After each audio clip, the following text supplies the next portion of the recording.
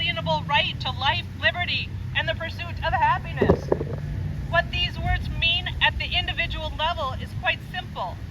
The right to life. Workers need a living wage that allows them to take care of the health of their families, provide shelter, food, and clothing for their families, and eventually retire with dignity. They need liberty. Liberty from working a second job. Freedom to be home at night to raise their children and nurture their families. Freedom from the stresses of making the hard decisions of whether they get medication for themselves or food for their families. When workers have life and liberty, they are able to pursue happiness, such as learning a hobby, providing enrichment opportunities to their children, or taking a family trip. I don't begrudge the wealthy their money. They had creative ideas, they took risks, and they made investments. They deserve to be rewarded, and in our economy, that means money. But with great reward comes great responsibility of paying for the infrastructure that enabled that success, whether it's the roads that they move their products on, the electrical grids that provide for their buildings, or their employees who make the products and deliver the services.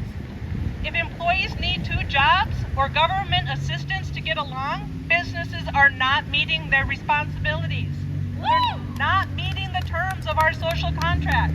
In our economy, the social contract means that businesses create jobs, workers do their job, workers spend their wages in the economy, and more jobs are created by our sheer numbers event in that cycle. This is bipartisan knowledge. When terrorism hit our country, September 11th, George Bush asked us to go shopping for the economy. When COVID hit, Donald Trump and Joe Biden gave us money to keep the economy afloat.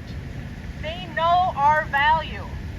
What we need is for them to remember our value. We need them to hold businesses accountable to the social contract so everyone has a living wage. We need them to remove the obstacles of inflated prices so we can afford to put our money into the economy. We need them to make healthcare affordable so people aren't bankrupted taking care of their health. And we need them to remove the moneyed power of corporations and give power to individual voters.